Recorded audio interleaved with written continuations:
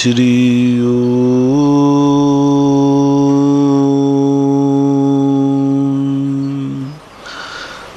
नमः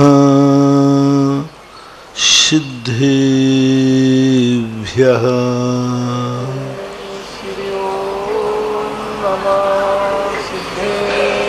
जय श्री नमः सिद्धेभ्यः।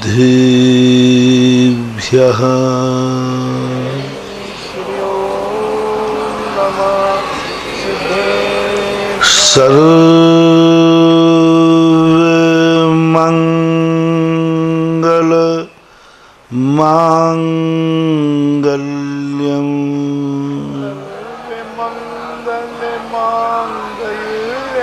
सर्वकल्याणकारकम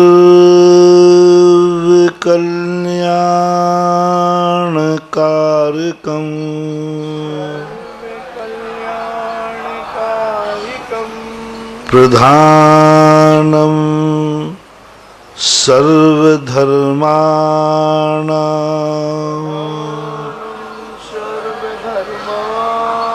जैनं जयतु शासनम्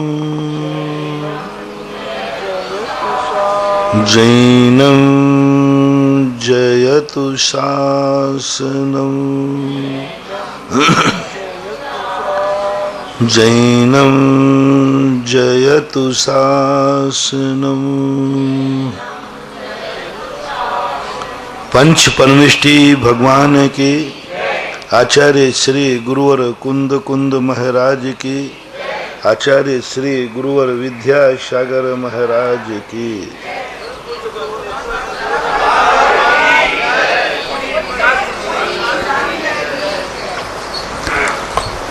प्रसंग चला था कल अपना कि व्यक्ति को कितनी सावधानी रखना चाहिए और कौन सा कार्य अपनी जिंदगी में करना चाहिए, अपनी जिंदगी कैसे बनाना, और इतने सारे संसार के दुनिया भर के कार्यों में हम कैसे निर्णय करें कि मैं जो कर रहा हूं यह अच्छा है अथवा बुरा। इस प्रश्न को सोचने की योग्यता विशेष रूप से मनुष्यों में है। देवता नियतवादी हैं, वे अच्छा बुरा ज्यादा नहीं सोच सकते। नारकी शुभ भी सोचें तो उनका अशुभ ही होता है। त्रियंचों में उतनी ज्ञान नहीं है। मात्र एक मनुष्य योनि ऐसी है जहां पर इस सोचने का मौका है। तो कल हमने एक बहुत छोटा सा सूत्र दिया था आपको कि तुम उस कार्य को अच्छा मानना जिस कार्य करने के बाद तुम स्वयं अपनी दृष्टि में ना गिर जाओ, स्वयं को भी गिलानी ना हो, स्वयं को भी ऐसा न लगे कि मैंने ये बुरा किया, पश्चाताप बाद में करना न पड़े। अपनी आत्मा बहुत निर्णायक है, अपन आत्मा की बात सुनते नहीं है। हम बाहरी कोलाहल में इतने ज्यादा रम गए हैं कि हमें अंदर की आवाज सुनाई नहीं पड़ती। प्रत्येक जीव की आत्मा अच्छे बुरे का निर्णय करने में सक्षम है।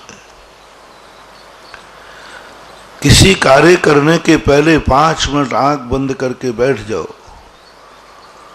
और उस कार्य के संबंध में त्रिकाली स्वरूप का ज्ञान करो। त्रिकाली स्वरूप का अर्थ जो कार्य मैं करने जा रहा हूं यह अतीत में किसी ने किया है कि नहीं किया और उसका फल उन्हें क्या मिला। आप लोग व्यवहार में भी व्यापार धंधा करते हैं, नौकरी करते हैं, तो सबसे पहले ये देखते हैं कि यह व्यापार पहले किसी ने किया था क्या, उसमें वो सफल हुआ है या नहीं हुआ, क्या प्रॉफिट मिला। दुकान खरीदते हैं तो पूछते इसके पहले जिसने दुकान की थी उसका क्या हुआ। एक जनरल बातें हैं ये। ऐसा ही हमें अतीत जानना है कि जो कार्य मैं करने जा रहा हूं इसमें किसी ने अतीत में ये कार्य किया है कि नहीं, यदि किया है तो उसका फल क्या मिला, वो सुखी है, दुखी है, कहीं वो पश्चाताप तो नहीं कर रहा है। क्यों कहा जाता है कि जूनियर को सीनियर के पास जाकर प्रैक्टिस करना चाहिए? कुछ नहीं, वो बता देगा कि भाई मैंने भी यह कार्य किया तब मुझे क्या हानि और क्या लाभ हुआ, वो बताएगा। माता पिता के लिए क्यों बच्चे सौंपे जाते हैं? प्रकृति ने सौंपा कि तुम सीनियर हो, तुमने सारे उतार चढ़ाव देख लिए हैं, अपने बेटे को बताओ कि मैंने भी ये सब करके देख लिए, पर इसमें कोई लाभ नहीं था। एक पहले मथुरा के एक विजय कुमार जी थे, वो एक भजन बनाया करते थे, उनका बहुत प्रसिद्ध भजन था कि कोई व्यक्ति गंगा में मुर्दे फेंक आता है और कोई नाव में उसमें पैर डाल करके सैर करता है। तो एक मस्ताना जवान को उन्होंने लिया, वो अपने पैर पानी में डाल करके और मस्ती से चल रहा था। एक मुर्दा आया वहां तो उसने पैर मार के ठुकरा दिया, मस्ती में था वो जवान। तो मुर्दा बोलता है, ठोकर से मत मार पथिक मुझ पर भी कभी जवानी थी। क्या? ठोकर से मत मार पथिक मुझ पर भी कभी। और उस भजन में पूरा लिखा, जो जो एक मस्ताना जवान करता है वो सब कुछ लिखा। उन्होंने लिखा कि मैंने भी ऐसे कपड़े पहने, मैंने ऐसी बालों की कटिंग कराई, मैं भी मस्ती में झूमता था, जो तुम करने जा रहे हो वो सब मैंने किया, लेकिन आज मेरी ये दशा हो गई कि लोग मुझे ठोकर मार रहे हैं, लेकिन मैं उसका प्रतिकार भी नहीं करता। ठोकर से मत मार पथिक मुझ पर भी कभी जवानी थी। वो भजन पढ़ते ही एकदम रोंगटे खड़े हो जाते। अब देखो, एक जवान को यदि कोई सबक दे सकता है तो मुर्दा दे सकता है, एक जवान को कोई शिक्षा दे सकता है तो एक वृद्ध दे सकता है। हमारे शास्त्रों में एक वैयावृत्ति का प्रसंग आया कि जो नवीन साधु हैं, जवान साधु हैं, ये वृद्धों की वैयावृत्ति करें, वृद्धों के साथ रहें, क्योंकि वो सारे अनुभव से गुजर चुके हैं। बहुत बड़ी वैयावृत्ति कही, वृद्ध की वैयावृत्ति, उनकी एक एक झुर्नी में हजारों हजारों अनुभव छुपे हुए हैं, और उनकी वैयावृत्ति से जो उपलब्धि होती है वह साधु कभी जिंदगी में भटक नहीं सकता, वह साधु कभी जिंदगी में भ्रष्ट नहीं हो सकता, वह साधु अपने व्रतों को पूरी जिंदगी पूर्व कोटि वर्ष तक पालन कर ले तो भी वह पतित नहीं होगा, क्योंकि जहां पतित होने की संभावना है वहां तो उस बुजुर्ग ने पहले ही बता दिया कि तुम यहां पर जाओगे तो तुम्हें ये घटना, जैसे अपन को कोई पहले ही बता दे कि तुम रास्ते पे जाओगे तो वहां सावधान रहना, दुर्घटना है। बंबई जाओ तो भुसावल की स्टेशन पर सावधान रहना, तो भुसावल के पहले ही वो व्यक्ति जाग जाएगा, वो चेत जाएगा कि भाई खतरनाक स्थान है। इसलिए जब भी अपनी जिंदगी में कोई प्रसंग बनता है तो अतीत को सोचो कि जो मैं करने जा रहा हूं क्या इसको कभी किसी अतीत व्यक्ति ने किया, उससे अनुभव लो, उसको देखो, उसको समझो, उसने क्या पाया क्या खोया, उसका औसत निकालो। 100 में से यदि 90 लोग सफल हुए हैं तो कोई बात नहीं, 10 लोगों की चिंता मत करो, क्योंकि कोई भी कार्य ऐसा नहीं है जिसमें कभी 100% रिजल्ट आता हो, कोई एकाध अपवाद है। यदि उसी एक को पकड़ के बैठ जाएंगे तो हम बहुत बड़ी चूक कर जाएंगे, अच्छे कार्य को भी खो देंगे। हमें उन 90 को देखना है। सबसे पहली घटना, एक संस्मरण मुझे याद आ गया इस प्रसंग में।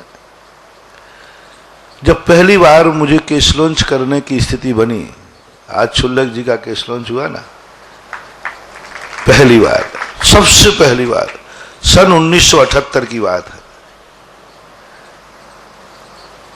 अब पहली बार केस लॉन्च करने की बात बनी तो मैंने सोचा कि जो ब्रह्मचारी पहले केस लॉन्च कर चुके उनसे अनुभव ले लें। तो मुझे मेरी किस्मत से एक ऐसे ब्रह्मचारी पड़ गए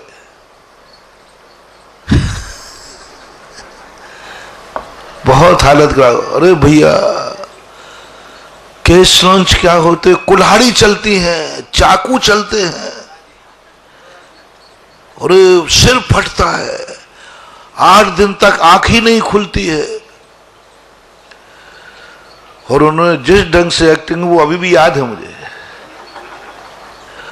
और भैया 5-5, 6-6 घंटे लग जाते हैं, हाथ कट जाते, सिर से खून बहता है। अब जैसे उसने सुना मेरी हवा खिसक गई। 1 मिनट तो भाव आया कि मैंने गलत रास्ता पकड़ लिया, गलत नंबर डायल कर लिया, परिणाम बिगड़ गए। और इतने परिणाम बिगड़े, इतने परिणाम, इतना डर गया, हैदस बैठ गई। अब मैंने कही जब इनको 6 घंटे लगते हैं तो हमें तो 12 घंटे लगेंगे, पहली बार है। तो अपन ने कहा कि अब यदि मान लो केस नहीं हो पाए तो सुबह हंसी उड़ेगी। तो हम रात के 10 बजे बैठ गए कि सुबह 8 बजे तक तो कम से कम जब तक लोग देखने आएंगे तब तक अपने केस लॉन्च कर ही लूंगा, और नहीं बने तो फिर रात में कोई नाई भाई को देख लूंगा। 10 बजे बैठ गए। अब डर एक ही कि कल यदि 5-6 घंटे में नहीं हुआ तो डरा व्यक्ति में जोश आ जाता है, डरा। और ऐसे केस लॉन्च किए, ऐसे फटाफट, क्योंकि 10 घंटे लगने ही हैं, 12 घंटे। और 1.5 घंटे बाद देखा कि सिर में कहीं बाल ही नहीं बचे। ओनली डे, पहली बार हुआ, बल्कि 1 घंटे 25 मिनट लगे, घड़ी सामने थे, बाल सब पूरे केस लॉन्च हो गए। फिर मैंने कहा कुल्हाड़ी कहाँ चल रही है? कहीं कुल्हाड़ी नहीं चल रही थी, कहीं चाकू नहीं चल रहे थे, कुछ भी नहीं हो रहा था, कुछ भी नहीं हो रहा था। देखा तो खून वून भी कुछ नहीं आया ज्यादा। अब वो तो 1.5 घंटे में हो गया। मैं केस लॉन्च करके मैं अच्छी तरह सो गया, नींद आ गई। सुबह बढ़िया उठा और मैंने उन ब्रह्मचारी को पकड़ा। मैंने कहा ब्रह्मचारी भैया यहाँ आओ, आज के बाद तुम किसी की प्रैक्टिस नहीं कराओगे,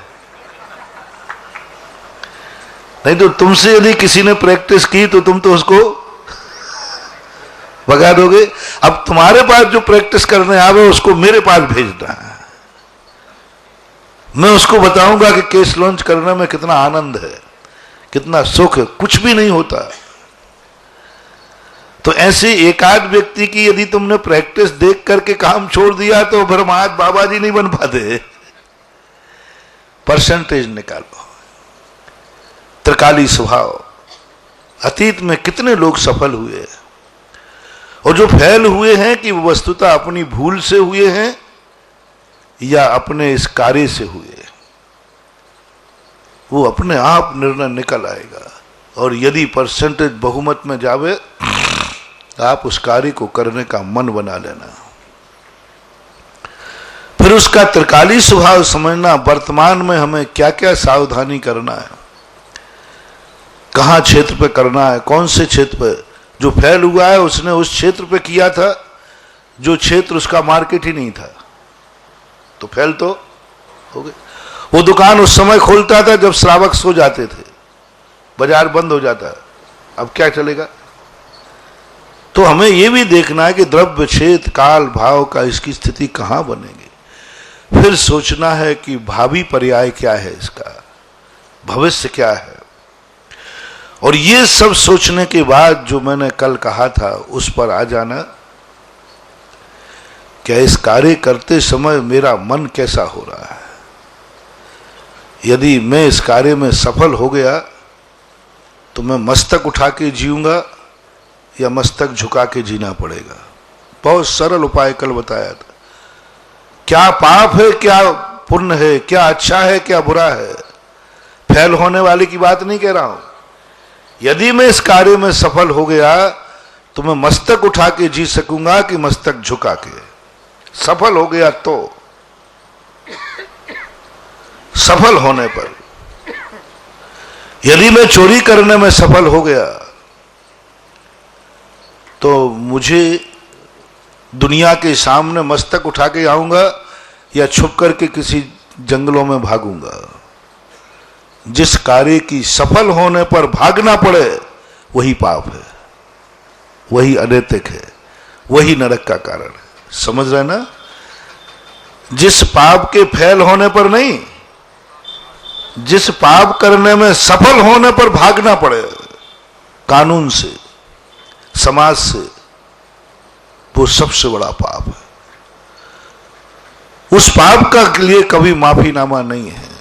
वो पाप अनैतिक है, असभ्य है। वो पाप तुम्हें जरूर एक ना एक दिन दुख देगा, क्योंकि कार्य के सफल के बाद तो पुरस्कार मिलना चाहिए, मस्तक ऊंचा उठना चाहिए, और तुम्हारा तो कार्य सफल होने के बाद भाग रहे हो और डर ये लग रहा है कि मेरी सफलता का, सफलता जिसको मिल जाती है ना वो तो 10 को सुनाता है, मैं पास हो गया, मैं सफल हो गया 10 को। और तुम क्या कह रहे हो? मेरी सफलता का राज किसी को पता ना चल जाए, किसी को पता ना चल जाए, पुलिस को पता नहीं चल जाए कि मैंने चोरी की और मैं सफल हो गया। वो एक ही बात की चिंता करेगा। समझ लेना वो पाप है, बहुत बड़ा पाप है, क्योंकि तुम खुद अपनी दृष्टि में गिर रहे हो। तुम खुद कह रहे हो कि मैंने जो सफलता पाई है ये गलत है, भागो यहां से, भागो यहां, किसी को पता नहीं चल जाए। तो जिस दृष्टि में आपको खुद गिलानी हो, खुद ऐसा लगे कि ये पाप की सफलता मुझे शर्मिंदा कर देगी, कलंकित कर देगी, दुनिया में मेरी निंदा कराएगी, उस कार्य को महानुभाव कभी नहीं करना। मरने की नौबत आ जाए तो मर जाना, मरना कोई बुरी नहीं है बंधु। अपन मौत को बहुत बुरा मानते हैं, है नहीं, है नहीं। मरने के बाद जो पुरस्कार मिलता है, उसके बाद लोगों ने कहा कि महाराज जी इतने लोग मर के गए, आज तक लौट के क्यों नहीं आते? और यहां दुनिया भर का समझाते हैं। अरे भाई क्या समझा रहा है? मर के देव बनो, चलो नारकी नहीं आ पाते, त्रियंश बन गए, उनमें भूल जाते, भुलक्कड़ है, मनुष्य भूल गए, देवता कोई तो बनता होगा। उदयपुर के इतने लोग मरे, एकाध तो देव बना ही होगा। पूज्य गुरुदेव ने एक बात सुनाई थी कि आचार्य ज्ञान सागर महाराज मुझे समझा रहे थे समाधि के समय, देखो तुम ऐसा करना, सावधानी से रहना, समाज है, तुम्हारी उम्र छोटी है, सब समझा रहे थे। तो आचार्य ने कहा कि गुरुदेव आप क्यों समझा रहे हो मुझे? आप तो मर करके देव बनोगे, जहां मैं गलती करूंगा तो आप अवध ज्ञान से देखते रहना और आके समझा देना। अभी से क्यों समझा रहे हो? मैं भूल गया तो आप देव तो बनोगे पक्का है, क्योंकि समाधि मरण करके मर कर रहे हो, और मुनि बन गए तो देव बन करके जाओगे। बस जब भी मैं गलती करूं तुरंत आ जाना है विद्यासागर, तो मैं तुरंत चेत जाऊंगा और तुम परिचय दे देना, मैं तेरा गुरु ज्ञान सागर हूं, देव बन गया हूं, मैं मान जाऊंगा। क्या जवाब दिया ज्ञान सागर महाराज ने? वहां जाने के बाद मैं तुझे समझाने नहीं आऊंगा, वहां जाने के बाद मैं सीमंदर भगवान के समोषण में मुनियों का दर्शन करूंगा। तू है कहां? आज तक कोई देवता नहीं आया। यहां के बाद तो अपन को रोना आता है, मर गया, लेकिन उसको जो वैभव मिल जाता है वो इस घटिया की तरफ देखे क्यों? इस घटिया मामला, घटिया मकान, घटिया परिवार, घटिया संपत्ति, घटिया दुकान, वहां तो स्वर्गों का जो वैभव। यदि आपके गरीबी के दिन हो और बाद में अमीर बन जाओ तो गरीबी के दिनों को कितना याद करते हो? क्या करना? देव जाकर कहता है मैं इनको याद क्या करूं, मेरे साथ तो देखो, भविष्य देखो क्या है। अब उसके कहते मैं अपने परिवार को छोड़ के आ गया, मैं पत्नी को छोड़ के आ गया, वो रो रही होगी। अरे वो पुरानी पत्नी को देखे कि वहां हजारों अप्सराएं खड़ी हैं, उनकी तरफ देखे, हजारों अप्सराएं, एक देव की कम से कम 32। हजारों अप्सराएं। अब वो अपने पंचम काल के जीव की पत्नी की और देवी की तुलना करेगा तो बताओ भैया कौन है दोनों में से? है? वो कहेगा ये तो कुछ नहीं, ये तो भूल जाता है। यहां के मकान की चिंता करेगा, यहां की दुकान की चिंता करेगा, यहां की घोड़ा गाड़ी की चिंता करेगा, वहां विमान मिल रहा है, असंख्यात योजन के एक एक विमान होते इतने बड़े। जब अधिक वैभव मिल जाता है तो कम वैभव वाले को कोई स्मरण नहीं करता। इसलिए आज तक कोई देवता नहीं आते। इसलिए अपन अपनी मृत्यु को बुरा ना माने। यदि मरना भी पड़े तो ऐसा कार्य नहीं करना जिस कार्य को तुम्हारी आत्मा खुद गवाहे नहीं दे रही है, तुम्हें खुद गिलानी हो रही है, तुम्हें खुद लग रहा है कि ये कार्य मेरी दृष्टि से अच्छा नहीं है, निंदनीय, मैं खुद अपनी दृष्टि में गिर जाऊंगा, मैं किसी से आंख मिलाने लायक नहीं रहूंगा, मैं किसी के साथ मस्तक उठा के नहीं जी सकूंगा, उस कार्य को छोड़ देना। और दूसरा कार्य मैंने क्या कहा था कल, बहुत बड़ी मार्मिक, कल जिसने भी प्रवचन सुना वो दहल गया। ऐसा कोई कार्य नहीं करना जिससे तुम अपनों की दृष्टि में गिर जाओ। और अपने मैंने कौन कौन बताए तुम्हें, वो तुम्हारे ऊपर, जिसको तुम अपना मानते हो। यदि तुम आस्तिक को भगवान को अपना मानते हो तो नियम कर लेना कि हम भगवान ऐसा कोई कृत्य नहीं करेंगे जिससे मुझे भगवान की दृष्टि में गिरना पड़े। यह सबसे बड़ी पूजा है। यदि गुरु को अपना मानते हो तो नियम ले लेना, मैं गुरु को ऐसा कोई कार्य नहीं करूंगा जो गुरु की दृष्टि में गिर जाऊं। ओहो, कितनी बड़ी बात कही थी। कोई भी पाप करते समय ये देख लेना, कहीं भी पाप करने के बाद मैं गुरु के हाथ में अंजलि में ग्रास रखने लायक रह पाऊंगा? मैं रह पाऊंगा क्या? कहीं ऐसा नहीं कि ये कृत्य करने के बाद मैं गुरु महाराज को आहार भी नहीं दे पाऊं, उनका कमंडल भी नहीं उठा पाऊं, उनके सामना करने की भी मेरी हिम्मत ना हो। बोलो क्या होगा तुम्हारा? यानी तुमने ऐसा पाप कर लिया कि अब गुरु का सामना नहीं कर पा रहे हो। बहुत सारे लोग गुरु से डरते हैं, बहुत सारे लोग सामने नहीं आते। बोले अपन तो महाराज के सामने नहीं जाते, तो क्या महाराज विरोधी? नहीं नहीं, अरे महाराज तो भगवान है, आते नहीं। बोले मैं तो दर्शन उस समय कर लेता हूं जब महाराज आहार को निकलते हैं, और या उस समय जाता हूं जब महाराज रात में मौन ले लेते हैं। भाई ऐसा क्यों करते हो आप लोग? तो एक ही जवाब है, क्या कारण हो सकता है? इसलिए कि महाराज तुम्हारे लिए डराएंगे, मारते पीटते हैं? नहीं, तुम्हें डर है कि महाराज को यदि मेरी खोट पता चल गई तो मेरे से आहार नहीं लेंगे, मेरी खोट पता चल गई तो मुझे कमंडल उठाने नहीं देंगे, मेरी खोट पता चल गई तो वो व्यक्ति डरता है, भय खाता है। महानुभाव, तुमसे पाप छोड़ने का भाव न बने, साहस ना हो तो तुम इतना पूछ लेना अपने मन से कि तुम गुरु को चाहता है कि नहीं। बोले चाहता हूं। तो फिर क्यों ऐसा कार्य कर रहा है जो गुरु से दूरी बना दे, गुरु से दूर कर दे? तुरंत मन को समझा देना, देख ये पाप करेगा तू, गुरु की दृष्टि में गिर जाएगा, और मैं मरते मर सकता हूं लेकिन मैं गुरु की दृष्टि में गिरना नहीं चाहता। मैं गुरु की दृष्टि में नहीं गिरना चाहता, चाहे मरूं तो मर जाऊं। एक नियम यदि आपने ले लिया कि मैं गुरु की दृष्टि में नहीं गिरूंगा, गारंटी मेरी है तुमसे कोई ऐसा निंदनीय काम नहीं होगा जो नरक गति का कारण होगा। इतना सा नियम ले लिया। और कल की वो सारी बातें स्मरण दिला रहा हूं। गृहस्थी की अपेक्षा यदि तुम मानते हो कि मुझे माँ बाप ने जन्म दिया है और ये मेरे माँ बाप है, बस मानो, कुछ नहीं। उनकी सेवा क्या है, उनका ऋण क्या है?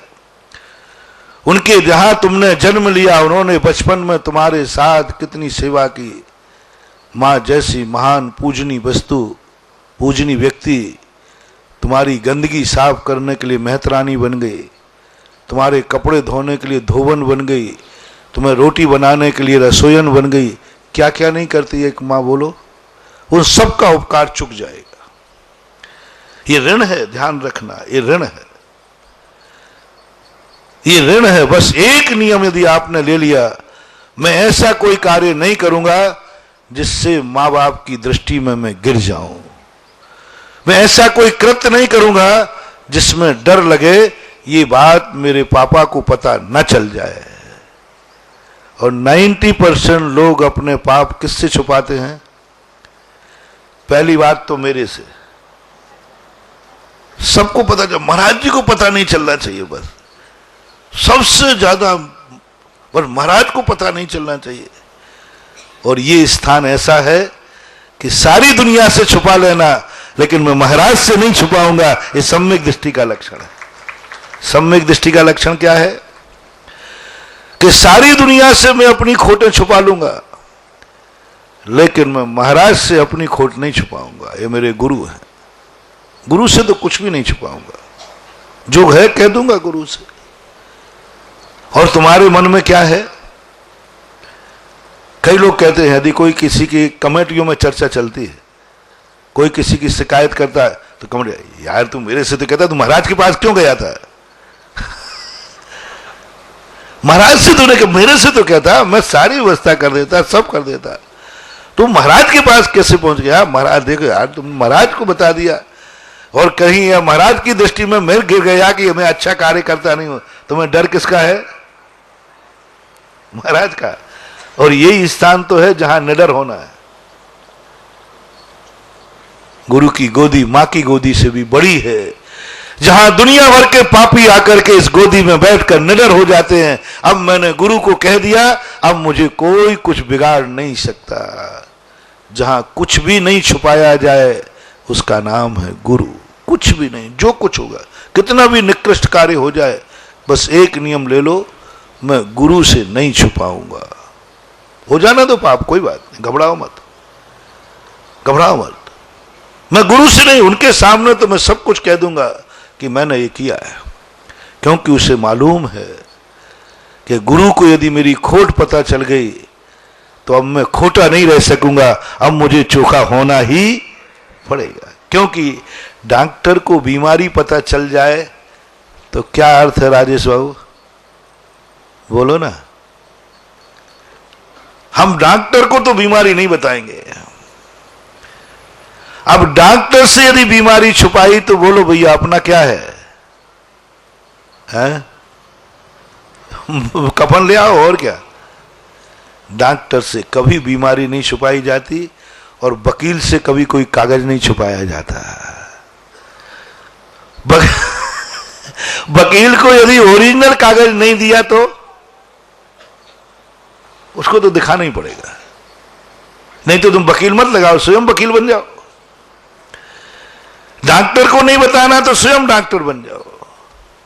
ऐसे महानुभाव गुरु से कभी कुछ छुपाना नहीं।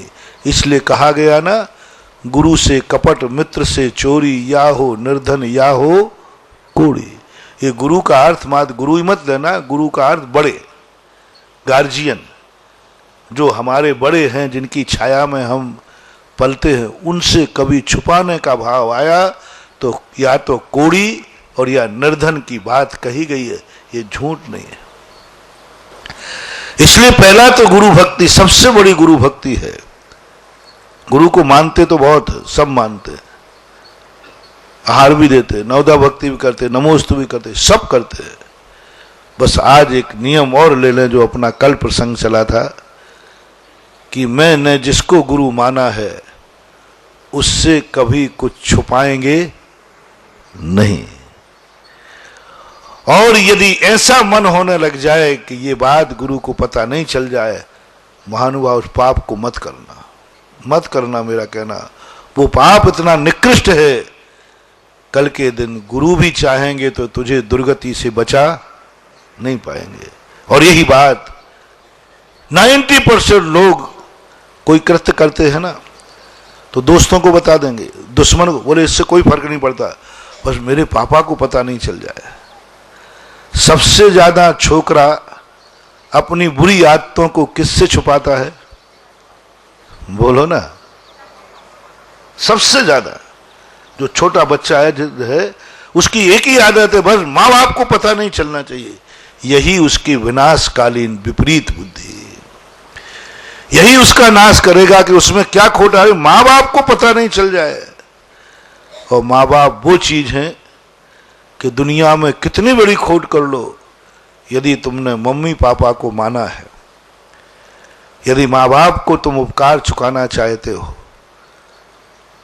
तुम जन्म जन्म तक माँ बाप की छाया में पलना चाहते हो, तुम चाहते हो कि मेरा कभी अनाथ न बनूं, मैं सनाथ बनूं, मैं सदा सनाथ बनूं, मैं कभी अनाथ नहीं बनूं, तो एक नियम लेना है, मैं अपना कृत्य कभी माँ बाप से नहीं छुपाऊंगा, जो है बता दूंगा, मम्मी मेरे से ऐसा हो गया।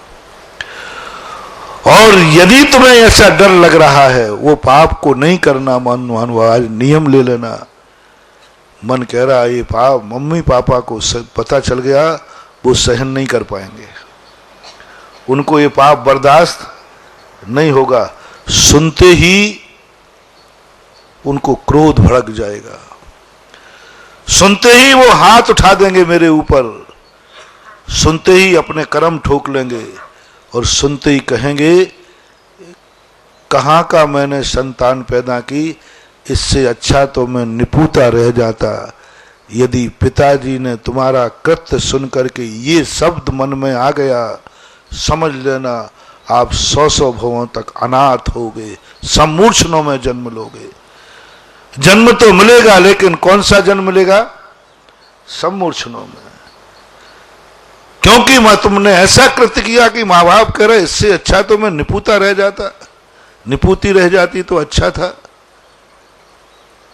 महानुभाव बहुत बड़ी करुणा करके कह रहा हूं, जन्म जन्म के लिए अनाथ मत बनो, माँ बाप से जन्म भी होगा लेकिन माँ बाप की गोदी में नहीं खेल पाओगे, माँ मर जाएगी, पिता मर जाएगा, तुम्हें दूध भी पीने नहीं मिलेगा।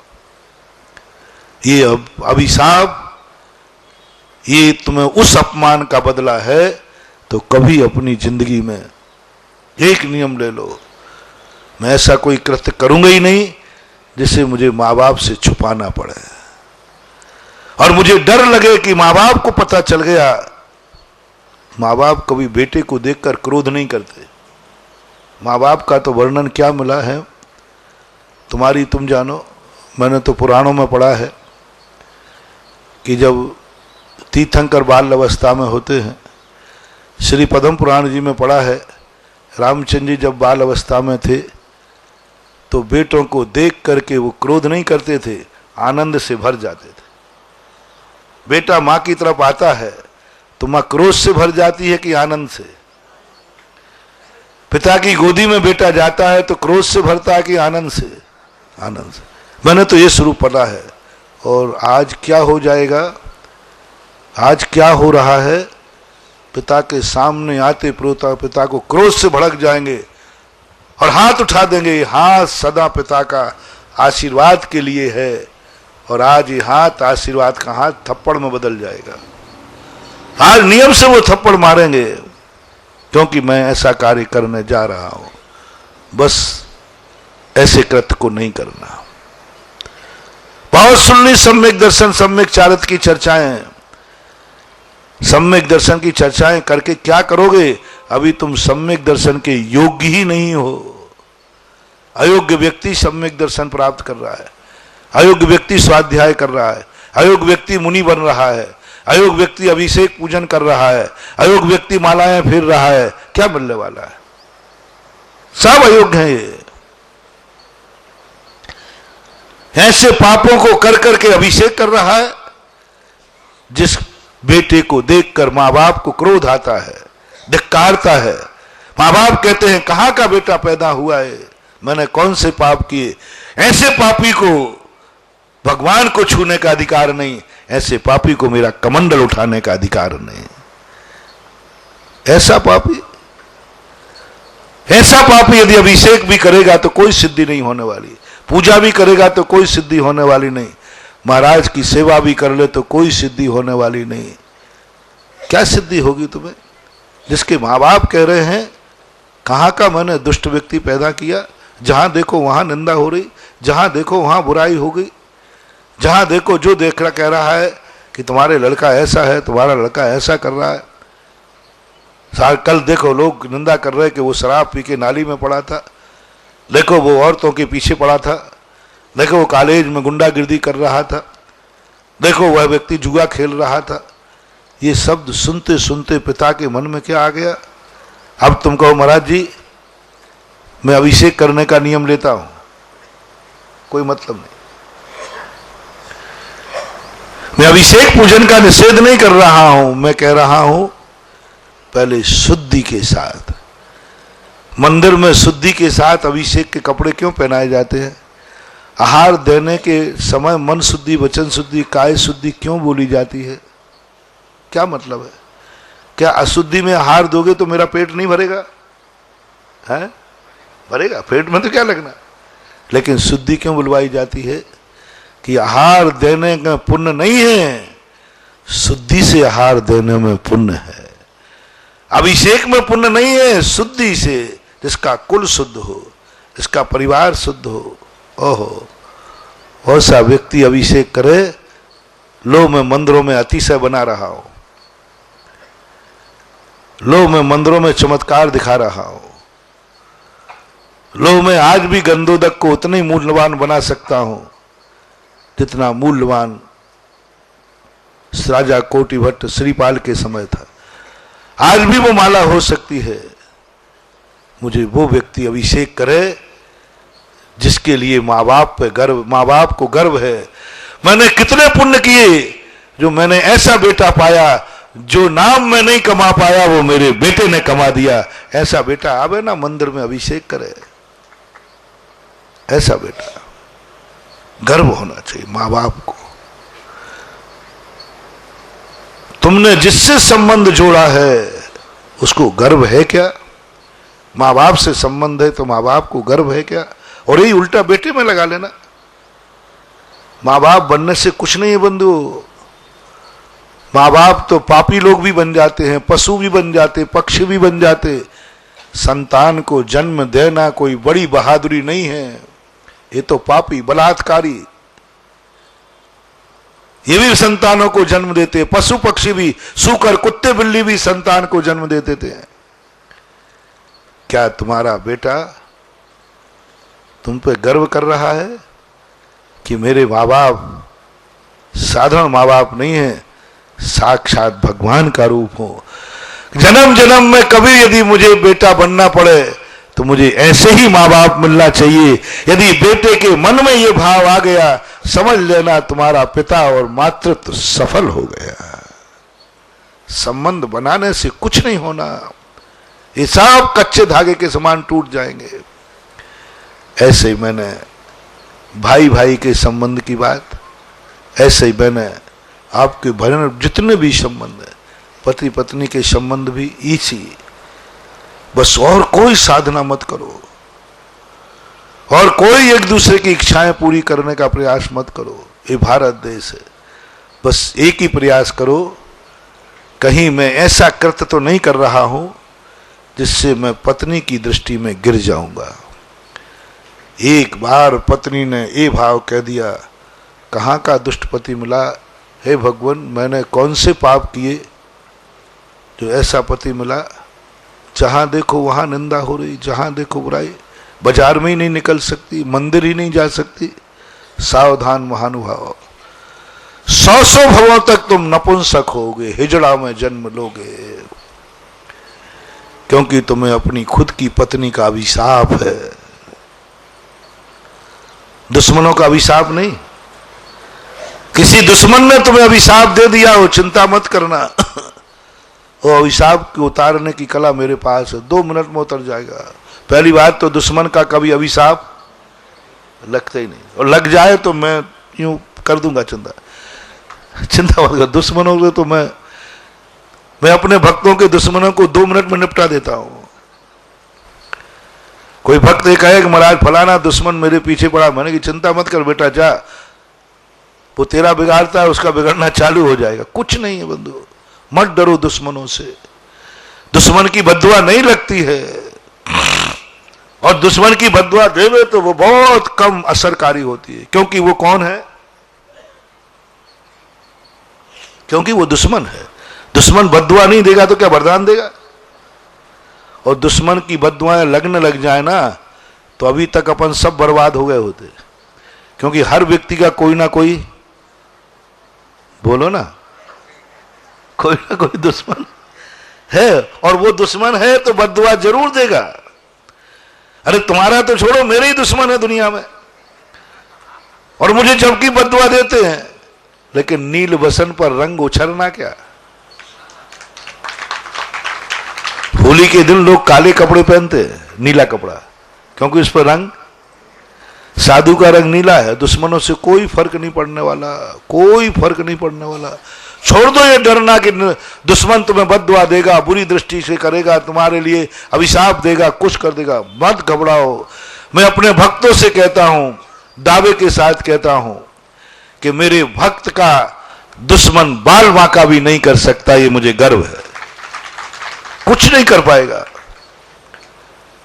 क्योंकि मुझे अपने आशीर्वाद पर विश्वास है, मुझे अपनी साधना पर विश्वास है कि मेरे भक्त का दुश्मन कभी बद्दुआ दे नहीं सकता, अभिशाप दे नहीं सकता, कुछ नहीं बिगाड़ेगा। बस महानुभाव हो मेरे प्यारे भक्तों, भक्तनों, बस मेरी साधना में ताकत नहीं है। आई एम सॉरी प्लीज, मेरे आशीर्वाद में ताकत नहीं है कि तुम्हें, जब तुम्हारे अपने ही तुम्हें बद्दुआ देवें, उस बद्दुआ को काटने की ताकत मेरे में नहीं है। मैंने स्पष्ट कह दिया। ना मेरी इतनी साधना है, ना मेरी इतनी तपस्या है, और ना मैं ये पाप कर सकूंगा। मतलब हो भी तो ये पाप मैं नहीं कर सकूंगा कि तुम्हें, तुम्हारों ने अब बद्दुआ दी है और उसको मैं पलट दूं। ये पाप मैं नहीं करूंगा। मेरी तो भावना है कि हमारे भक्तों को जब उनके अपने ही बद्दुआ देवें तो उसको बद्दुआ जरूर लगना चाहिए, उसको बद्दुआ जरूर लगना चाहिए। किसकी बद्दुआ? समझना थोड़ा। यदि बेटा गलत काम करे तो उसे मां बाप की बद्दुआ लगना चाहिए। पति यदि गलत मार्ग पे जावे तो उसकी पत्नी की बद्दुआ लगना चाहिए। ये सुधा सागर पैटर्न है। मैं नहीं बचाऊंगा ऐसे पापी भक्त को, जिससे मां बाप अपने आप को धिक्कार रहे हैं, मां बाप बद्दुआ दे रहे हैं। ऐसे पापी भक्त को यदि मैं बचाऊंगा तो मैं भी पापी की कोटि में आऊंगा। ऐसे के बद्दुआ के देने वाले की मैं रक्षा करूंगा तो उसका दुष्परिणाम मुझे भी भोगना पड़ेगा, क्योंकि अपराधी को शरण देना भी अपराध है, शरण देना भी अपराध है। इसलिए बाद में मत कहना, बाद में मत कहना कि महाराज मैं नपुंसक क्यों बना, हिजड़ा क्यों बना। वो आते हैं ना ताले, क्यों बना? कुछ नहीं बंधु, इनको इनकी पत्नी की बद्दुआ लगी है। इन्होंने कोई ऐसे खोटे काम किए हैं जिसने कभी पत्नी ने धिक्कारा होगा। ओहो, कौन सा पाप किया जो मुझे ऐसा पति मिला, धिक्कार है। इससे अच्छा तो मैं कुंवारी रह जाती। बहुत बड़ा ये अभिशाप साधारण मत मानना। शादी करना जितना तुम अच्छा मान रहे हो ना, उतना ये खतरनाक है। नारी की बद्दुआ बहुत खतरनाक होती। सुकुमार ने भोगना पड़ी भाभी की बद्दुआ, मुनि बन गए तो भी नहीं कटी, भोगना पड़ी। बहुत खतरनाक बद्दुआ है, बहुत खतरनाक अभिशाप है। इसलिए मेरा कहना मानो, जिनकी शादी नहीं हुई है वे सावधान। जैसे हम लोग, मेरे में तो इनकी बद्दुआ सहन करने की शक्ति नहीं थी, तो मैंने तो आचार्य महाराज के पास जाके कहा कौन इनकी बद्दुआ झेलेगा। इनका तो बात बात में रोना है और इनकी बद्दुआ का कोई ठिकाना नहीं। ये तो जब तुमसे झगड़ा करते हैं तब देख लो, एक ही शब्द कौन सा सुख दे दिया। मुझे सब मालूम है, चिंता मत करना सब। क्योंकि झगड़े जब मेरे पास आते तो मैंने क्यों झगड़ते, बोले महाराज जी इनसे पूछे कौन सा सुख दे दिया। अब मैं क्या जानूं सुख क्या और दुख क्या। फिर वो लिस्ट सुनाते, कौन सी रसोईन लगा दी, कौन सी धोवन लगा दी, कौन सब मैंने कि मामला टेढ़ा है। और उस समय मैं अपने आप को, मैं अपनी बात पीठ ठोकता हूं कि बच गया इनसे, इनकी बद्दुआओं से। मत लेना। एक प्रयास जिंदगी में यदि एक रिस्क मोल ली है, आपने विवाह कर ही लिया है, करना है, तो एक आज गुरु मंत्र लेके जाना। ऐसा कोई कृत्य मत करना जिसने पत्नी तुम्हें धिक्कार दे। देखो इतना खतरनाक चीज हरिवंश पुराण में आई, वैष्णव दर्शन में भी आई। इतना अत्याचार होता रहा, गंधारी नहीं आई। जब द्रौपदी ने कहा, देखो कब गंधारी ने आकर के रोका। द्रौपदी कहती है कि मैं तो समझती थी कि इस घर में आई हूं, कभी कोई मेरे ऊपर आंख भी नहीं उठा पाएगा। धर्मराज समझती थी कि मेरा ज्येष्ठ धर्मराज है, मेरा ज्येष्ठ भीम बलराम है, बलशाली है, मेरा पति धनुर्धारी है, मेरे देवर दोनों शस्त्र पारंगत हैं, मैं दुनिया में कभी मेरी कभी बेइज्जती, मुझे गर्व था। और मुझे गर्व था कि मैं उस हस्तिनापुर में की बहू बन रही हूं जहां ताश्री जैसे भीष्म पितामह हैं, जहां पर विदुर जैसे नीतज्ञ हैं, जहां पर मैं तो गर्व था। आज मुझे पता चला इससे अच्छा था कि विवाह नहीं करती, इससे अच्छा था किसी भिखारी के साथ मेरा विवाह हो जाता। नारी भिखारी से नहीं डरती है, नारी डरती है अपनी इज्जत से, भारतीय नारी। और मुझे मालूम नहीं था कि ये घर में ऐसे जुआरी निकलेंगे कि धन दौलत के साथ स्त्री को भी दांव पे लगा देंगे। मुझे मालूम नहीं था। और मुझे मालूम नहीं था कि पूरी सभा बैठी रहेगी और उस बहू की लाज का चीरहरण हो जाएगा। ताश्री बैठे, गुरु बैठे, सब बैठे, और सबके सामने। अरे जब परिवार का कोई सदस्य ना हो उस समय इज्जत लुट जाए तो कोई बड़ी बात। और यहां तो कौन कौन थे, कौन नहीं था ये बताओ, सब थे। और इस समय धिक्कार है मेरा इस कुरुवंश की बहू बनना, धिक्कार है मुझे इन पांडवों के प्रति अपना घर प्राप्त करना। और मैं अभिशाप देती हूं। क्या अभिशाप देने वाली थी कि आज के बाद इस कुरुवंश में कोई सच्ची नारी बहू बनने का भाव नहीं करेगी, यानी सबको नपुंसक बनने का वरदान देने, अभिशाप देने वाली थी। उसी समय गंधारी समझ गई कि ये बहू रानी का अभिशाप, एक घर में एक नारी का अभिशाप, अपनों का अपने के लिए अभिशाप है। तुरंत गंधारी ने आकर उसका मुंह पकड़ लिया, रोक दिया। नहीं द्रौपदी, ये जैसे दुष्ट हैं तो हैं, लेकिन तुम नारी जगत की गरिमा रखो कि इतने पापियों को भी नारी माफ करना जानती है। और आज भी ये होता है। ऐसे ऐसे शराबी पति, जुआड़ी पति, फिर भी नारी उनको सहन करती है, परमेश्वर मानकर पिटती है। आप लोगों ने देखा होगा, शाम को पति आकर शराब पी करके पीटता है, मारता है, खाने नहीं देता है, फिर भी बेचारी उसको क्या मानती रहती है, परमेश्वर है।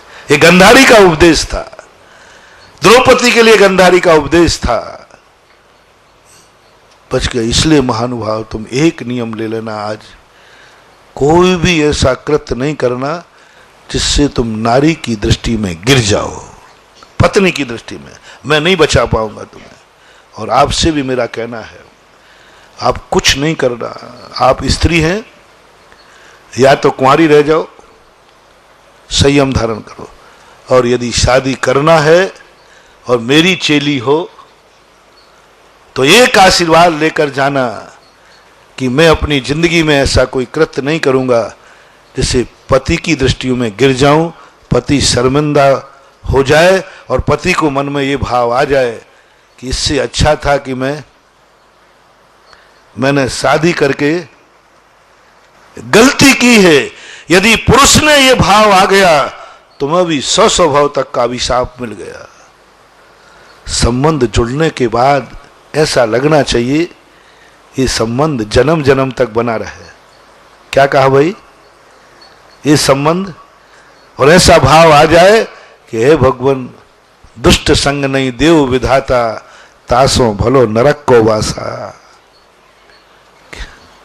दुष्ट संग मत देव, ये ध्यान रख लेना।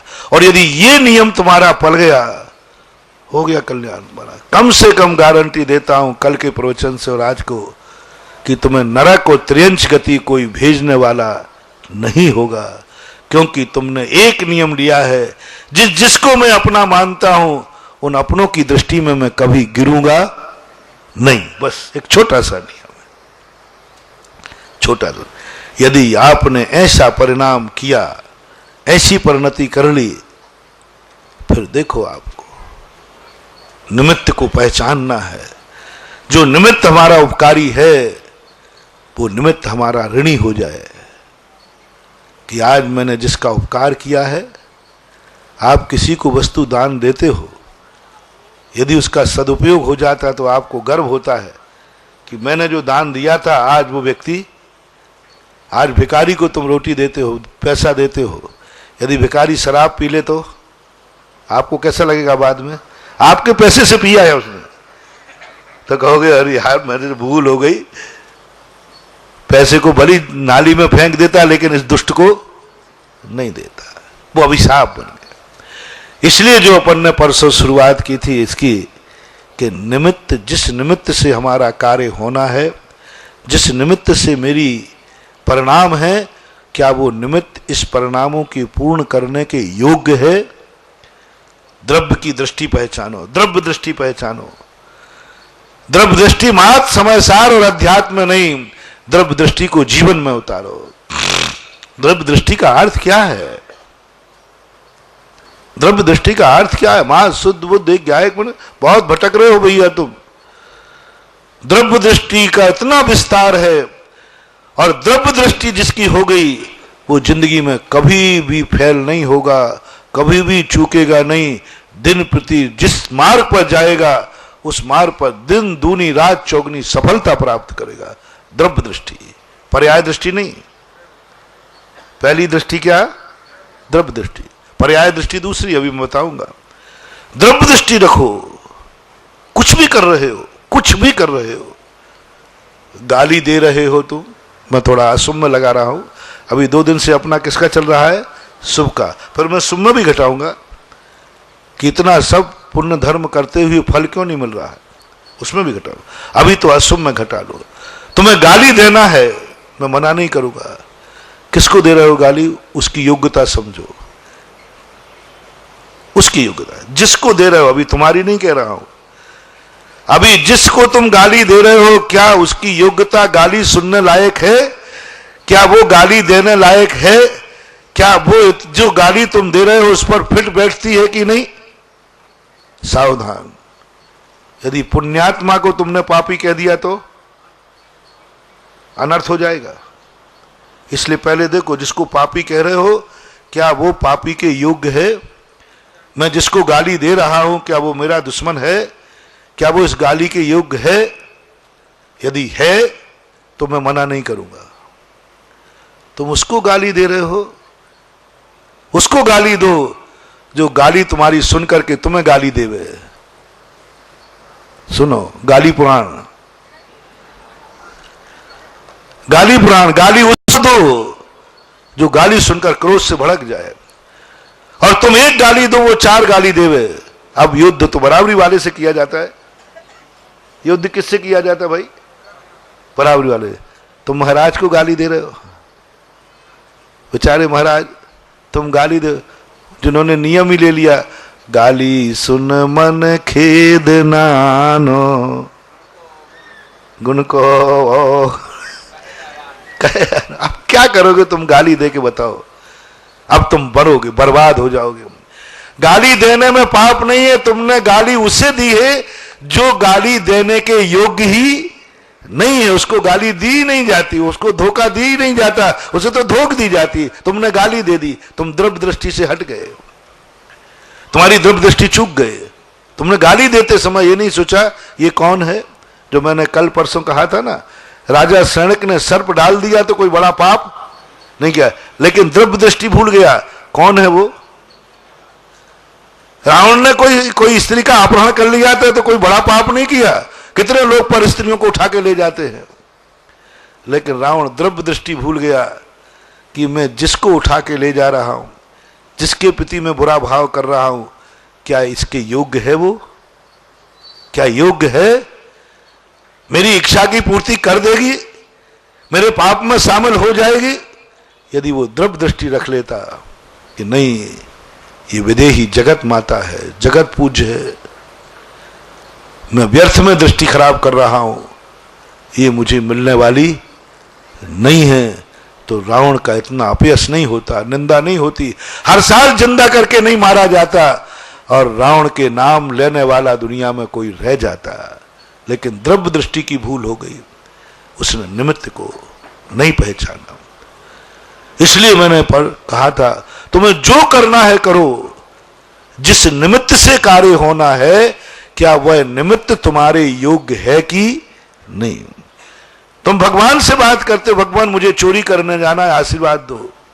चोरी करने में उतना बड़ा पाप नहीं है, लेकिन तुम चोरी में किसको शामिल कर रहे हो, जिसका आचौर्य व्रत है। आचौर्य व्रत को चोरी में शामिल कर रहे हो, यह सबसे बड़ा पाप है। चोरी करना उतना बड़ा पाप नहीं है। भगवान चोरी के अयोग्य हैं, वे चोरी की मन वचन का कभी अनुमोदना करने वाले नहीं है, और तुमने उन्हीं को साधन बना लिया, उन्हीं को साधन बना लिया। अपना प्रसंग परसों यहीं से शुरू हुआ था कि तुम पाप न छोड़ सको तो मत छोड़ना, लेकिन पाप में उन पवित्र आत्माओं को शामिल नहीं करना जो पाप को मन वचन काय से भी समर्थन नहीं करते। चोरी करते हो करो, लेकिन भगवान को शामिल मत करना। रावण की यही भूल थी, पाप किया था, ये कोई आश्चर्य की बात नहीं है, पाप में उसने भगवान को शामिल किया था, भगवान के बल पर पाप किया था, ये सबसे बड़ा अपराध है, सबसे बड़ा। इसलिए जब आपका मन चंचल हो, किसी का बुरा विचार ना हो, तो बस जिसका बुरा विचार रहे हो, क्या उसको देख लेना, उसका बुरा विचारा जा सकता है क्या, उसका बुरा करना ठीक है क्या, उसका बुरा करने पर उसका बुरा होगा भी कि नहीं होगा, ये द्रव्य दृष्टि ला लेना। फिर तुम्हारी मर्जी पड़े तो कहना ना, बुरी आंख से उसी को देखना, उसकी द्रव्य, जिसको तुम देख रहे हो उसकी योग्यता क्या है, क्या वो बुरी दृष्टि को देखने योग्य है, क्या वो बुरी दृष्टि को देखने योग्य है, वो निमित्त जिसको मैं देख रहा हूं, क्या वो बुरी दृष्टि लायक है। यदि बुरी दृष्टि लायक नहीं है, अपनी आंख झुका लेना, क्योंकि वो बुरी दृष्टि से देखने लायक है ही नहीं। द्रव्य दृष्टि पकड़ो, निमित्त की भी द्रव्य दृष्टि पकड़ो, निमित्त की भी योग्यता पकड़ो कि वो व्यक्ति, वो वस्तु इतनी पावन है कि वो बुरी दृष्टि से देखने लायक है ही नहीं, क्योंकि वो तो पावन के लिए बनाई गई है, वो तो पावन के है। अपन भगवान को बुरी दृष्टि से देखें, भगवान बुरी दृष्टि के लिए बनाए गए कि अच्छी दृष्टि से। महाराज अच्छी दृष्टि के लिए है ये भेष लिए कि बुरी दृष्टि से। बोलो, महाराज ने ये भेष धारण किया, ये महावीर ने दिगंबर बनाया, ये मुद्रा को देख करके अच्छे भाव के लिए किया था या बुरे भाव के लिए? अच्छे भाव, और तुमने बुरी दृष्टि डाल दी, चूक गए, अब बर्बाद हो जाओगे। बुरी दृष्टि से बर्बाद नहीं होगे, जिस पर तुमने बुरी दृष्टि डाली वो बुरी दृष्टि के योग्य ही नहीं था और तुमने उस पर बुरी दृष्टि डाल दी, ये पाप हो गया, निधत्त निकाचित पाप हो गया, और इस पाप को पहले छोड़ना पड़ेगा। वो योग्य ही नहीं था इसके लायक। तुमने माँ बाप को गाली दे दी, माँ बाप गाली के योग्य नहीं था। तुमने माँ बाप पर थप्पड़ उठा दिया, इसके योग्य नहीं था। माँ बाप तुम्हारे बाल पर थप्पड़ उठा सकता है, वो योग्य है, लेकिन तुम माँ बाप पर थप्पड़ नहीं उठा सकते, अयोग्य हो, ये पाप हो गया। माँ बाप तुझे गाली दे सकते हैं, वो योग्य हैं, गाली देने के योग्य है, लेकिन तुम माँ बाप को गाली नहीं दे सकते, क्योंकि माँ बाप तुम्हारे लिए गाली देने के योग्य नहीं है। हर प्रसंग में लगा लेना, योग्यता पहचानो, योग्यता पहचानो। तुमने रात्रि में भोजन कर लिया, रात्रि का द्रव्य दृष्टि देखो। रात्रि की द्रव्य दृष्टि क्या है? रात्रि कहती है कि मैं तो निशाचरों के लिए हूं, जैनियों के लिए नहीं।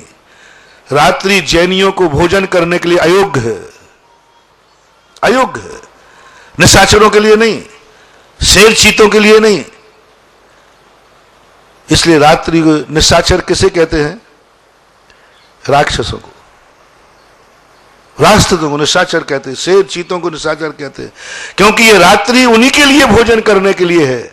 और तुमने रात्रि में भोजन कर लिया तो एक शेर को, एक निशाचर राक्षस को रात्रि भोजन करने का उतना पाप नहीं लगेगा जितना जैनी को लगेगा, क्योंकि जैनियों के लिए रात्रि भोजन के योग्य नहीं है। ये द्रव्य दृष्टि में तुम चूक गए। रात्रि की द्रव्य दृष्टि क्या है?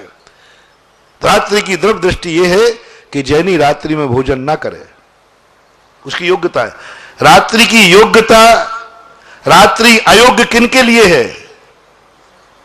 जैनों के लिए, खास तौर से जैनों के लिए। आगम है, भगवान ने कहा जैनियों के लिए रात्रि भोजन करना रात्रि भोजन के लिए अयोग्य है, अयोग्य घोषित की है। अब तुमने रात्रि में किया, पूरी जिंदगी भर दिन में भोजन किया एक व्यक्ति ने, और एक दिन रात्रि में भोजन किया किसी जैनी में, बोलो एक दिन ओनली, और पूरी जिंदगी दिन में किया, वो एक दिन का पाप ज्यादा लगेगा, जिंदगी भर दिन भर के भोजन करने का पुण्य सब विलय को प्राप्त हो जाएगा, क्योंकि तो रात्रि की भोजन के योग्य नहीं थी, उस अयोग्य में तुमने भोजन किया। जैनियों के लिए शराब और गुटखा खाएंगे जरूर कैंसर होता है। सबसे ज्यादा दुनिया में जैनियों को कैंसर होता है गुटखा खाने वालों, सबसे ज्यादा। मालूम इसकी मैं आज तुम्हें बता रहा हूं क्यों होता है। सबसे ज्यादा शराब पीने वाले जैनी जल्दी मरते हैं, क्योंकि जैनियों के लिए शराब गुटखा अयोग्य है। द्रव्य दृष्टि, शराब किन के लिए है? शराब से पूछो, हे शराब तो किन के लिए बनी है? जल्दी बोलो। सवाल है, थोड़ा खोलो, मेरी उंगली किस तरफ जा रही है? मेरे लिए, मुनि के लिए। बोलो, शराब में ऐसी बनाने वाला कौन व्यक्ति है जिसने मुनियों के लिए शराब बनाई हो? उदयपुर में बनती मुनि शराब?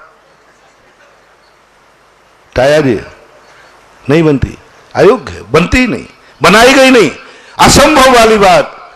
दुनिया का कोई व्यक्ति कह सकता शराब और मुनि के लिए?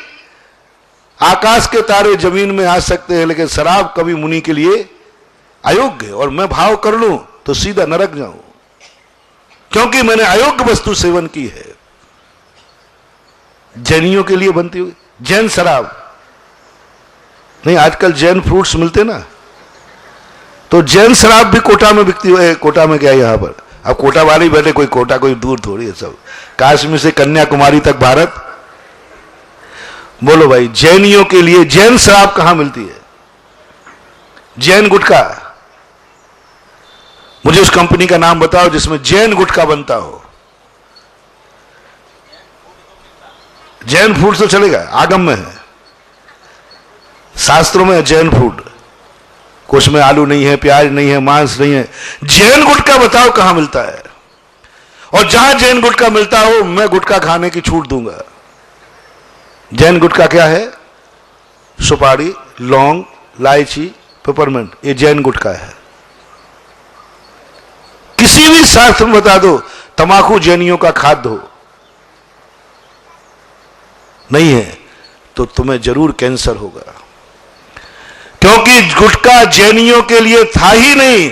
अब जैनी खाएगा तो 90% जैनियों को कैंसर होता है, गुटखा खाने वालों को 90%, अजैनों को नहीं होता, क्योंकि उनके लिए तो बनाया गया है, मजदूरों के लिए बनाया गया है, उनके लिए नहीं होता। शराब पीने वाला एक व्यक्ति कहता है कि महाराज जी आप कहते शराब बुरी है, देखो मेरा एक दोस्त है, वो 100 साल लगभग 95 साल के लगभग था, महाराज जी बचपन से शराब पी रहा है, कुछ नहीं हुआ, कुछ नहीं हुआ, कोई बीमारी नहीं, कोई कैंसर नहीं। और महाराज जी मैंने कि तुम जरूर मरोगे। क्यों? तो मैंने कि तुम जैन के बेटे हो। तो बोले शराब भी जानती है कि ये जैन है, ये गुजर है।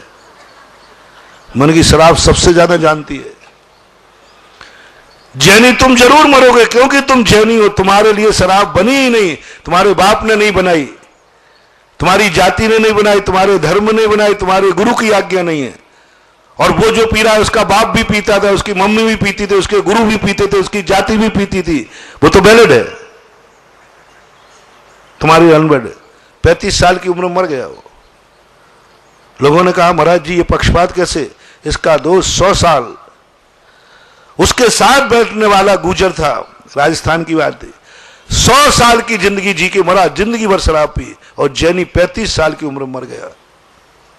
जैनी पूरी जिंदगी शराब पीकर नहीं जिंदा रहेगा, मरेगा अकाल में, सड़के मरेगा, क्योंकि वो जैनी के लिए शराब है ही नहीं। इसलिए ये मत समझो कि दुनिया क्या कर रही है, तुम्हारे योग्य नहीं है शराब, तुम्हारे योग्य नहीं है गुटखा। और अब दूसरा अभिशाप लो, हम साधुओं का, हे भगवान यदि मेरा भक्त कभी गुटखा खावे और शराब पिए तो उसको जरूर कैंसर होना चाहिए। मैं हमेशा माला फेरता हूं, और जितना मेरे निकट का हो उसको तो जरूर भगवान छोड़ना ही मत। इसलिए मेरा भक्त बनते समय थोड़ा सोच लेना, मैं माला ही फेरता हूं। यदि धर्म में अतिशय है तो क्यों? क्योंकि वो मेरा भक्त है। मेरा भक्त शराब और गुटखा खाने के योग्य ही नहीं है, योग्य नहीं। अच्छा तुम बताओ, मैंने तुम्हारे प्रति महाराज जी आप एक गंदा भाव कर दो, ठीक नहीं है, फिर ये कहूं कि भगवान गुटखा शराब पीने वालों को कभी कोई बीमारी नहीं आए क्योंकि वो मेरा भक्त है, ये करूं? तो चलो कर लूंगा। यदि कोई साधु शराब और गुटखा खाने पीने लग जाए तो तुम क्या भाव करोगे? बोलते नहीं हो महाराज जी ये, अरे इन साधुओं को ऐसा न करना चाहिए। आप खुद बुरे भाव करोगे क्योंकि तुम उनको गुरु मानते हो, साधु मानते हो, अपना मानते हो। इसका और उदाहरण देख लीजिए, 2 बेटों ने शराब पी है, आहूजा जी, 2 बेटों ने शराब पी है, एक पड़ोसी के ने और एक तुम्हारे बेटे ने, और दोनों शराब पीकर मस्त थे। आप किसको थप्पड़ मारोगे?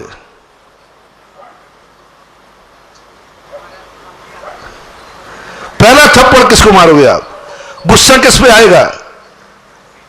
क्यों? अपने बेटे को तो कहते कोई बात नहीं पुत्रा, कल और पी लेना, और पड़ोसी को 2 जम के धड़ाधड़ शराब पीता है। ऐसा मैंने कभी देखा? सबसे पहले तुम्हें थप्पड़ मारने का भाव किसको आएगा? अपने बेटे। इसी प्रकार से मैं, एक मेरा दुश्मन गुटखा शराब पीता है और एक मेरा भक्त खाता है। अब बताओ, मैं भी उसका गुरु हूं, बाप का भी बाप हूं, मुझे किसको देखकर गुस्सा आना चाहिए? किसको देखकर? भक्त को देखकर। तू मेरा भक्त होके खा रहा है, जो मेरे पास थप्पड़ है वो मैं मारूंगा। जरूर नहीं कि हाथ का ही मारूं, शब्दों का मार सकता हूं, भावना से मार सकता हूं। इसने ऐसा किया, इसलिए महानुभाव जो मेरे भक्त हैं उन सब परिवारों से मेरा कहना है, चेत जाओ, चेत जाओ। मेरा भक्त परिवार गुटखा खाने के योग्य नहीं है, शराब पीने के योग्य नहीं है, रात्रि में भोजन करने के योग्य नहीं है, अभक्ष खाने के योग्य नहीं है, क्योंकि वो मेरा है, क्योंकि वो मेरा है। तुम भी बात कहो, मेरे महाराज सुनो, तुम्हारे महाराज की बात करो जिसको तुम गुरु मानते हो, और तुम भी यही कहो, गुरु महाराज तुम पैसा नहीं रखना, मूल गुणों में दोष नहीं लगाना, लैपटॉप नहीं रखना, पैसा नहीं रखना, कूलर एसी नहीं लगाना। क्योंकि बोल दो ना, बोलता नहीं है भाई। विनोद भाई तू बोल, भाई दोनों बोल को रहा। क्योंकि तुम मेरे गुरु हो।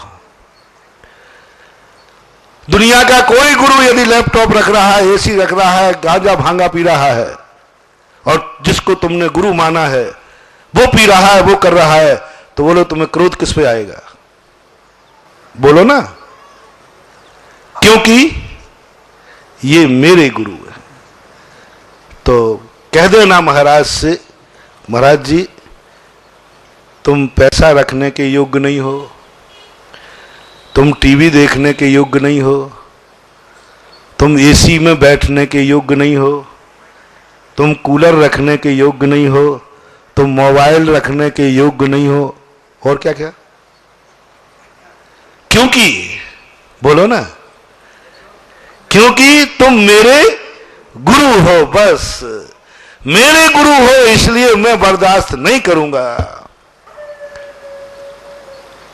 और यदि रख लिया तुम्हारे गुरु ने तो रख लिया, तो फिर कदाव क्या करोगे? तुम्हें जो दिखाए सो कर लो, मैं तो रखूंगा। अब क्या करोगे? क्या करोगे? महाराज सीधी बात है, गुरु को छोड़ दूंगा। यही करोगे ना? यही करोगे ना? बोलो, जल्दी बोल दो। यही करोगे ना? हाँ बिल्कुल, मेरा आशीर्वाद है, तुम यही करना। अब मेरी बारी है। मेरा भक्त गुटखा तमाकू नहीं खाएगा, शराब नहीं पिएगा, रात्रि में भोजन नहीं खाएगा, अवक्ष नहीं खाएगा। क्योंकि बोलो, मेरा भक्त। और तुमने नहीं छोड़ा तो फिर मैं क्या करूं? बोलो अब बोलो, अब जल्दी बोल दो, मेरी बारी को तुमने बोल दिया था। यदि तुमने नहीं छोड़ा तो फिर मुझे क्या करना चाहिए? खत्म बात। उस भक्त को मैं छोड़ दूंगा।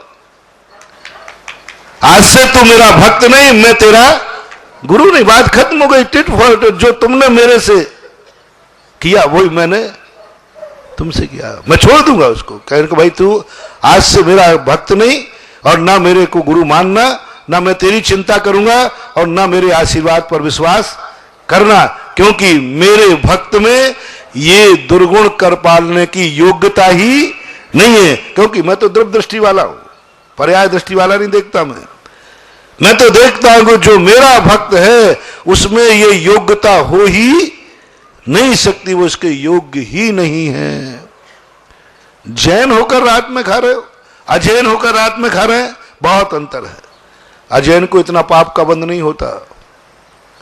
एक थाली में खा रहा है, एक सा भोजन कर रहे, उसके 3-4 कारण है। कई लोग कहते महाराज जी यदि रात्रि भोजन करने में नरक चले जाएं तो ये सारी दुनिया नरक जाएगी क्या? मैंने कहा नहीं, सारी दुनिया नहीं जाएगी। हमें कहीं आप, मैंने कहा तू तो जरूर जाएगा। महाराज आपकी एक गंदी आदत है, जिस पत्तल में खाते उसी को छेद करते हो। मतलब जैनी के लिए कह रहा है तू तो जरूर जाएगा, और अजैन अरे उसकी गारंटी नहीं है। उसकी गारंटी, जैनी जरूर जाएगा। जैनी शराब पिएगा तो अकाल में मरेगा, जैनी गुटखा खाएगा तो उसको कैंसर होगा होगा होगा। जैनी को, मात्र जैनी की बात कर रहा हूं मैं। जैनी को कोई नहीं बचा पाएगा। क्यों? जैनी ने रात्रि भोजन किया, एक अजैन ने किया। दोनों में कितना अंतर है? दोनों एक साथ थाली में खा रहे हैं, लेकिन एक बहुत पापी। सवाल रात्रि भोजन करने का नहीं है, सवाल रात्रि भोजन के पाप का नहीं है। उसका पाप तो बहुत थोड़ा है, उसका पाप तो बहुत थोड़ा है। सबसे बड़ा पाप क्या है? तुमने कुल को कलंकित किया, क्योंकि तुम्हारे पूर्वज नहीं खाते थे। उसकी क्या गलती? उसके तो पूर्वज भी खाते थे। उसके तो, अब बच्चा क्या करे, पूर्वज खाते थे, उनके गुरु भी खाते हैं हाथ में, अब वो क्या करे? उनके पुराण में कभी उपदेश मिला ही नहीं है, वो क्या करे? उसकी जाति खाती है, अब वो क्या करे? वो 4 पुण्य कमा रहा है, अपने वंश की वंशावली को कायम किए है, गुरु का अनुकरण कर रहा है, शास्त्र का अनुकरण कर रहा है, जाति का अनुकरण कर रहा है। अपने माँ बाप का अनुकरण करना पाप है कि पुण्य? बोलो। अपने गुरु का अनुकरण करना सब। अब वो गलती इतनी है कि वो अज्ञान है, गुरु को नहीं पहचान पा रहा। अज्ञानता का दोष तो उसे आएगा। और लेकिन तुम्हारे लिए, तुम्हें 4 पाप ज्यादा है। तुम अपने पूर्वजों की आज्ञा का उल्लंघन कर रहे हो। तुम्हारे पूर्वज शराब नहीं पीते थे, गुटखा नहीं खाते थे, रात्रि में नहीं खाते थे, अवक्ष सेवन नहीं करते थे। तुम्हारे पूर्वज कभी गाली गलौच नहीं करते थे। तुम्हारे पूर्वज बड़े भगवान का अभिषेक पूजन करके भोजन करते थे। तुम्हारे पूर्वज, तुम्हारे गुरु महाराज कभी रात्रि में खाने का भाव भी नहीं करते। तुमने गुरु की आज्ञा का उल्लंघन किया। कुल तुम्हारी जाति में भी बैलेट दो अनुका छूट नहीं है, तुम्हारी जिनवाणी में छूट नहीं है। तुमने मां की आज्ञा, जिनवाणी की आज्ञा का उल्लंघन किया। तुम्हारा पाप उस पाप से 4 गुना ज्यादा है। उस पापी से 4 गुना ज्यादा है जो दोष तुम्हारे अंदर खा रहा है। इसलिए तुम दुनिया की बराबरी मत करना। तुम द्रव्य दृष्टि लाओ। अजैन खावे तो खावे, अजैन की बराबरी से तुम्हें नहीं खाना, क्योंकि तुम कौन हो? जैन हो। जैनी के लिए अयोग्य। महाराज जी ये पक्षपात कैसा, ये पक्षपात कैसा अजैन का? मैं सिद्ध किए देता हूं। जो 2 टाइम भोजन करेगा, सावधान, 5 मिनट बात करता हूं, खत्म। जो 2 टाइम भोजन करेगा वो नरक जाएगा। जो 2 टाइम भोजन करेगा वो कहां जाएगा? जोर से बोलो। नरक जाएगा। तो अब नरक जाने वालों की लिस्ट बनाओ उदयपुर में, इसी सभा में जैनियों की बनाओ। कितने बार खाते हैं? कुंतु कुमार तुम्हारा भी नंबर, क्योंकि कुछ ना कुछ तो लेते ही होगे शाम को। सब नरक जाओगे। जो 2 बार खाएगा, मैं झूठ नहीं बोल रहा हूं, 2 बार खाने वाले नरक में जाते मैंने देखे हैं। मैं झूठ नहीं बोल रहा हूं, जिनवाणी की साक्षी में बोल रहा हूं। जो 2 बार खाता है वो नरक जरूर जाता है। खाने वाला नरक गया है। ऐसा प्रवचन आपने कभी सुना? यदि सबके प्रवचनों मेरे प्रवचन एक हो जाएं तो फिर पैटर्न क्या रहेगा? यही तो सुधा सागर का पैटर्न है। जो दुनिया में कभी नहीं सुना हो वो यहां सुन लो। अब बोलो, आज उदयपुर में ये व्हाट्सएप चलेगा, बाजार कैसा रहेगा? गरम। भैया देखो बड़े प्रवचनकार आए हैं, 2 बार खाओ। अब जो 2 बार नरक जाएगा, देख एक कैसेट, ये बाजार गर्म हो जाएगा। तो क्या मैं झूठ बोल रहा हूं? नहीं, मैं झूठ बोल नहीं सकता। 2 बार खाने वाला नरक जाएगा। अभी मैं तुमसे हां कहलवाता हूं, तुम ही कहोगे 2 बार खाने वाला नरक नहीं जाता ना? 2 बार खाने वाला नरक नहीं जाता। आपका 2 में से एक स्वीकार करो। 2 बार खाने वाला नरक जाता है या नहीं जाता? हाँ नहीं में बोलो। पीछे वाले नहीं बोल रहे। नहीं जाता? वो गर्दन हिला रहा है। चोर अपने आप को चोर कभी कहता है क्या? चलो कोई बात नहीं, ये प्रस्ताव पास कर लूं कि 2 बार खाने वाला नरक नहीं जाता। ठीक, आपकी राय है? नहीं जाता ना? नहीं जाता ना? तो मैं आज से 2 बार खाना शुरू करता हूं। गड़बड़ मत करना। अब पक्षपात किया तो ध्यान रखना, मैं बर्दाश्त नहीं करूंगा। अब मैं आज से क्यों तुमने प्रस्ताव पास किया ना, 2 बार खाने वाला नरक नहीं जाता, तो फिर मैं क्यों भूखों मरूं? छुल्लक जी, प्रस्ताव पास हो गया है, बोलो क्या राय है? कहां जाऊंगा मैं? तो कम सुनता हूं, जोर से बोलो ना। कहां जाऊंगा बोलो ना। कहां जाएगा बेटा? अच्छा, मैं खाऊं तो नरक जाऊं, तू 3 बार खा ले। कैसा है जैन दर्शन? धन्य है। ओहो, इसी को कहते द्रव्य दृष्टि, इसी को कहते द्रव्य दृष्टि। नरक जाता भी है और नहीं भी जाता है। द्रव्य दृष्टि कौन? मुनि दूसरी बार खाने के लिए अयोग्य है। मुनि पर यदि दूसरी बार खाता तो अयोग्य है, और श्रावक दूसरी बार खाता तो योग्य है। श्रावक खाएगा तो नरक नहीं जाएगा, और मुनि खाएगा तो उसे जाने से कोई बचा नहीं सकेगा। ये पक्षपात क्यों? ये पक्षपात क्यों? प्रतिदिन दीप पूजन कराते हो, किसी न किसी विशिष्ट को बुलाते हो, तो मुझे एक दिन भी नहीं बुलाया कुंदू कुमार ने। अरे मैं भी अतिथि हूं, मैं भी मुख्य अतिथि हूं, तुम्हारे यहां का नहीं हूं, मैं भी आया हूं, बाहर से आया हूं, बागर से बिहार करके आया हूं, और मेरा इतना बड़ा अपमान। प्रतिदिन कोई नया आता है उसको बुला दे। मैं रोज को देखता हूं कि भाई मेरे प्रति ये पक्षपात क्यों किया जा रहा? कल से मेरे से दीप पूजन कराओगे? अरे भाई क्या बात हो गई, करवा मत लेना। ये दीप पूजन ग्रस्त कर रहा है, मांगलिक है, और साधु कर देगा तो कुंतु कुमार भी जाएंगे नीचे, मैं भी जाऊंगा नीचे, और तुमने तालियां बजा दी तो तुम भी जाओगे नीचे।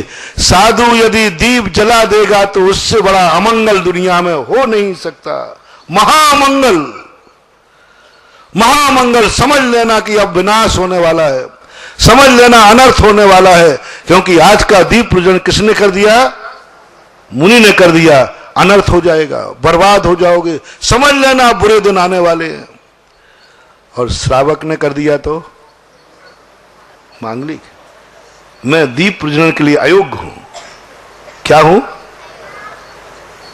देखना, थोड़ा होश में बोलना। मैं अयोग्य हूं किसके लिए? दीप पूजन के लिए। मैं अभिषेक करने के अयोग्य हूं, मैं मंदिर बनाने के अयोग्य हूं, मैं मूर्ति विराजमान करने के अयोग्य हूं। अयोग्य हूं, योग्यता ही नहीं मेरी। शुभ कार्य भी यदि मैं करूं और योग्य नहीं हूं तो वो भी पाप में परिवर्तित हो जाएगा। दीप पूजन करना पाप है कि पुण्य? पाप क्रिया है कि पुण्य क्रिया? लेकिन मैं अयोग्य हूं, यदि मैं करूंगा तो वो क्रिया पाप में परिवर्तित हो जाएगी। अब आगे समझ में ना? जैसे मुनि और तुम में और मेरे में अंतर है, ऐसे जैन और तुम रात में खाओगे बेटा तो मरोगे, दुर्गति जाओगे। तुमने गुटखा और शराब पिया तो बर्बाद हो जाओगे, मरोगे अकाल में, सड़ सड़ के मरोगे, कीड़े पड़ेंगे, कैंसर होगा। क्योंकि तुम कौन हो? क्योंकि तुम कौन हो? जैन हो। द्रव्य दृष्टि रखो, बराबरी मत करो सबकी। द्रव्य दृष्टि को जब हमने विस्तार से चिंतन किया, ओह मैंने कि ये तो हमारी निधि है, ये तो हमारी संपत्ति है। द्रव्य दृष्टि के बिना एक दिन भी यदि विधि चलेगा बर्बाद हो जाएगा। द्रव्य दृष्टि का अर्थ होता है अपनी योग्यता। क्या मैं इस कार्य के योग्य हूं? तो जो अपना प्रसंग चल रहा था, जिस निमित्त से अपना कार्य कराना चाहते हो, क्या वो निमित्त उस कार्य करने के योग्य है कि नहीं? पहला निर्णय। यदि अयोग्य है तो आप वहां से हट जाइए।